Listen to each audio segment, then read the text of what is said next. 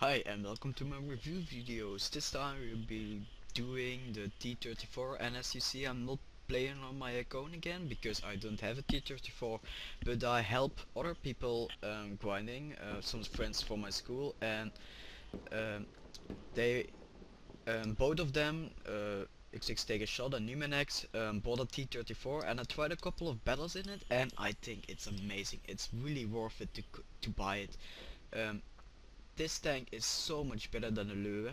Um, what it doesn't have and what the Lure has is the hull armor. The hull armor is not that great, and you want to not expose your sides because you're so huge, and that's what she said. But people can your ammo rack is like my M6 A2E1.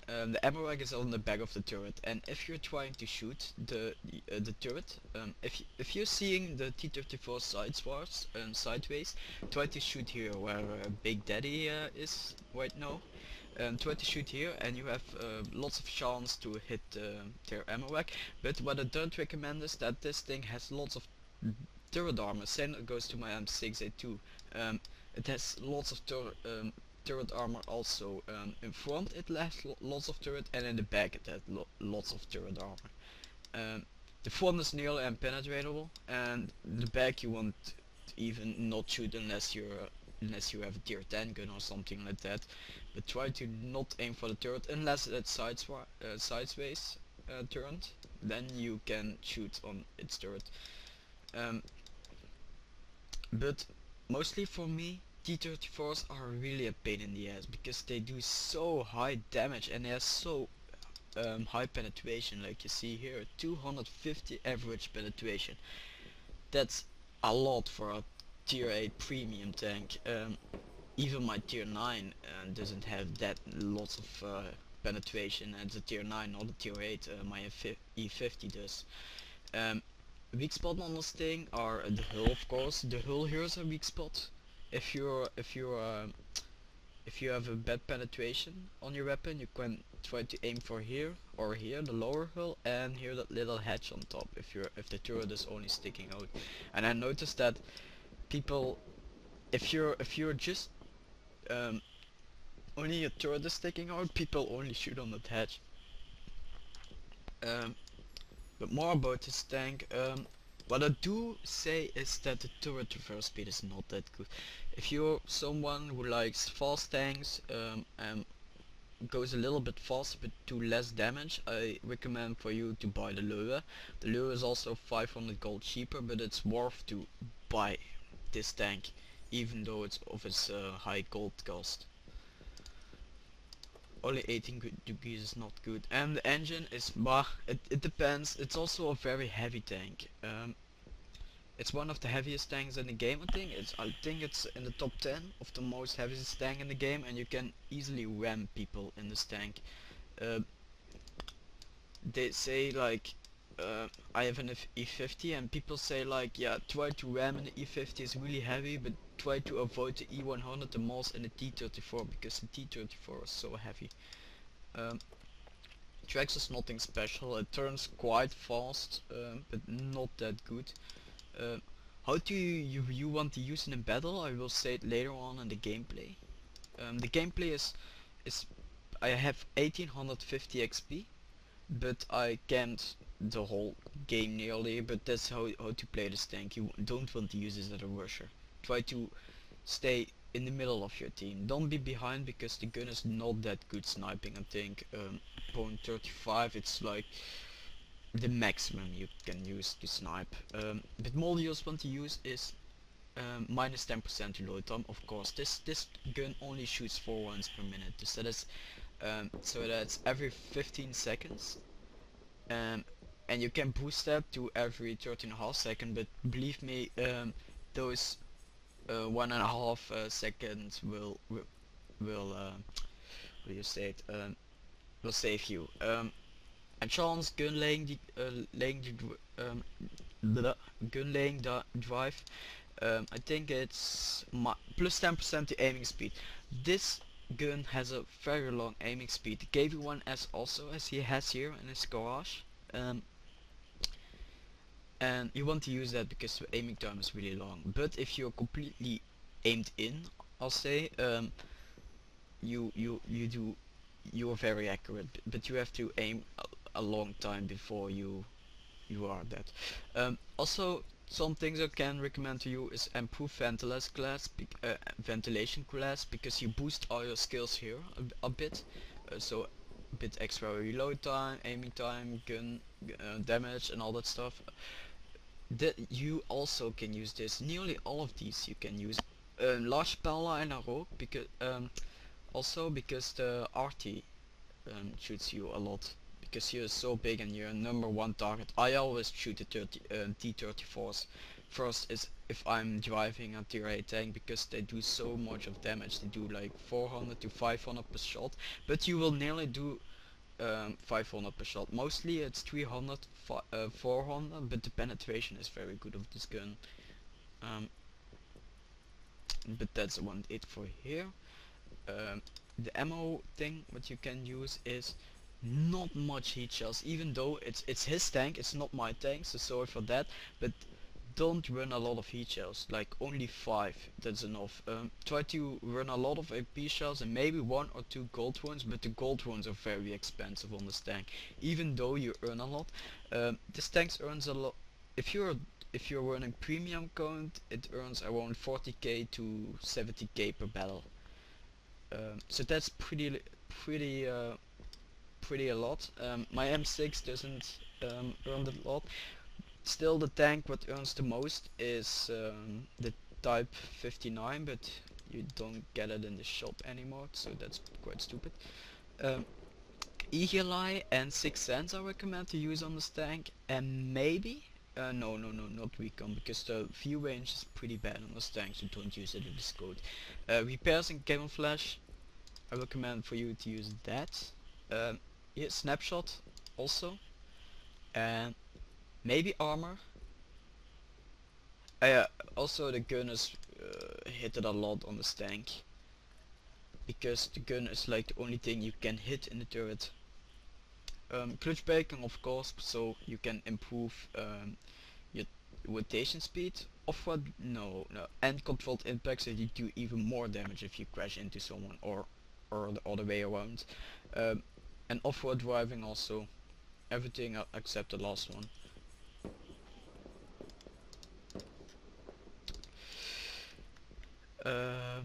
Your radio operator should learn relaying, because you're always in the middle of your team. Signal boosting, I don't recommend to use this because the view range is already so bad, and I think it's not really worth it to extend it, because as a heavy tank you're not as code.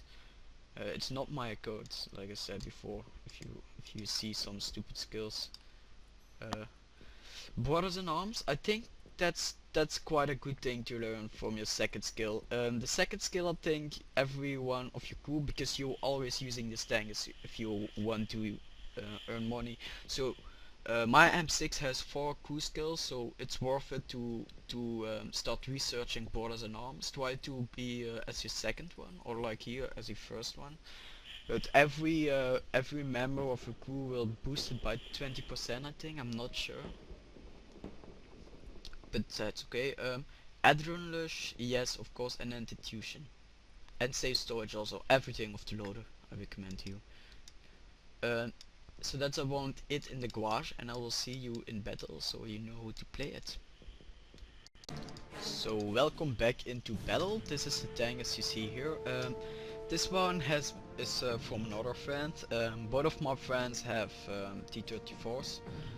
I think lots of people have T34s. I nearly know someone who doesn't, because this tank earns so a lot. Unless you're like me, you're a very old player and you play this game a lot.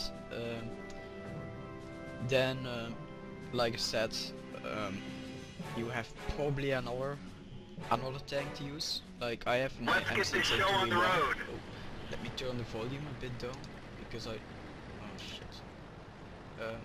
Volume, because I nearly heard something in my previous video.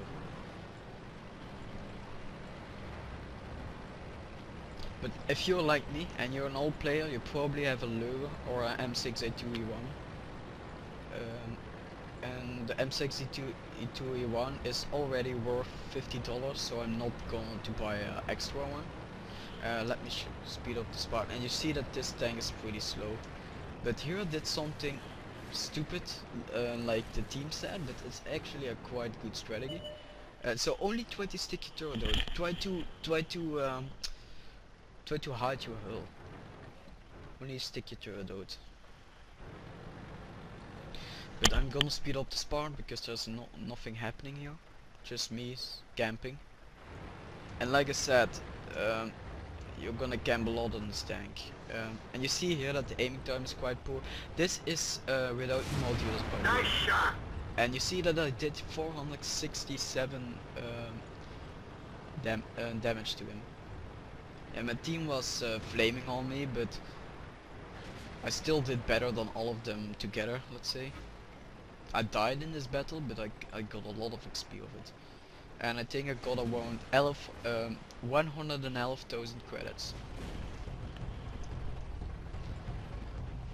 So this is a typical camp map here in Arctic.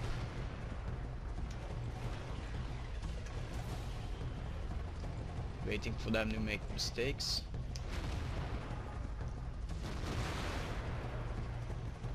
Oh, here we go. That's gotta hurt. I hate those super Pershings. There is a new premium tank that's called the Super Pershing, or the T34. In the past it's used to call the Super Pershing, but they have such large armor. I can't penetrate it. But it's a pain in the ass to drive also, because I've heard of lots of people that it has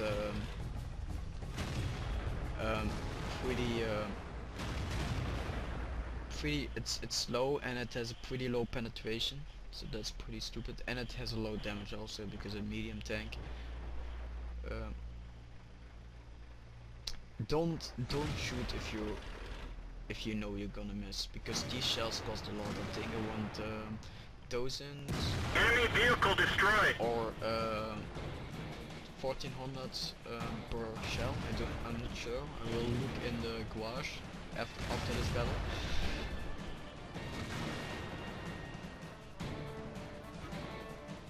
But is it is it worth to buy this tank instead of the lure or something like that? I'll say go for this one if you're looking for something that has more hit points, because it's still the lowest hit points of them all. Penetration. I'll recommend for you to buy the lure because it's faster. But if you're someone who likes high damage and high penetration, I say go for the T34. And someone shoots me in the ass, but that's my fault, so I'm sorry for that.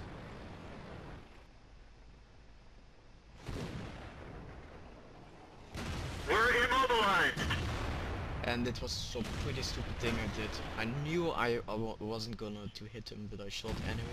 That's a gay wasted shot. Looks like that one went right through. And you see here that everyone bounces on this turret. You see it.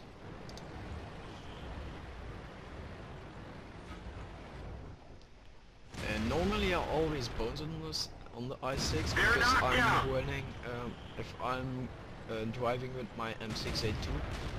The M6A2 has the lowest penetration with all the tier 8s. It's the same gun as the T29, if you know the tank. Yeah, it's the tank where it's just driving. Enemy vehicle knocked out. And it has pretty low penetration. I always have problems with the i6 because I can't penetrate them, even in the sides of bones on them. Sometimes even on the back if I'm shooting more. And everyone is saying halt, halt, halt, but if you're not going to push, you're not going to win. We've lost the track. And here I tried to penetrate. The radio man is bleeding. We can't rely on him. Failed. And again, a stupid shot because I'm a dumbass. Track's up. Let's go. So let's speed up the spark because there's camping starting again. Punched right through their armor. Aim for on weak spots, those little fire things here. And the lower hull is also a very big weak spot on the Super Pershing, but even though the lower hull still has a lot of armor. And you see here that I'm bonused with a Optics almost damage destroyed. shot, 250 penetration shot.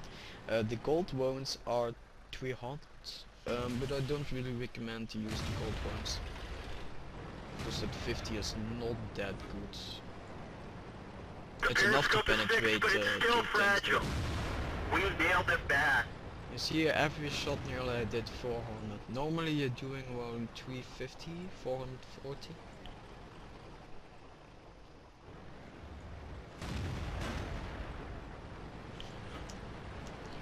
So I waited to shoot him and then I shot him again. You see how slow the aiming time We're is? done for. Everyone get out. We're dead. And I'll see you in the battle later on, with Momos. Bye.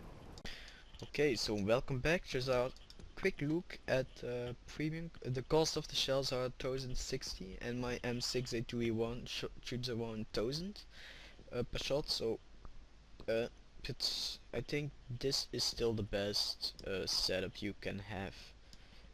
Because like you saw for the battle, I nearly ran out of ammo there. I think I only got 5 shell left. If they didn't kill me, I ran out of ammo and I had to shoot heat shells. So try to load lots of AP shells, even though you don't really shoot all those AP shells. But just and you also can shoot a tank from my garage. What do you want to see next? Also try to check out my channel before you're gonna spam my comment section with tanks that I already reviewed. So this is Fall, and I'm out. Bye.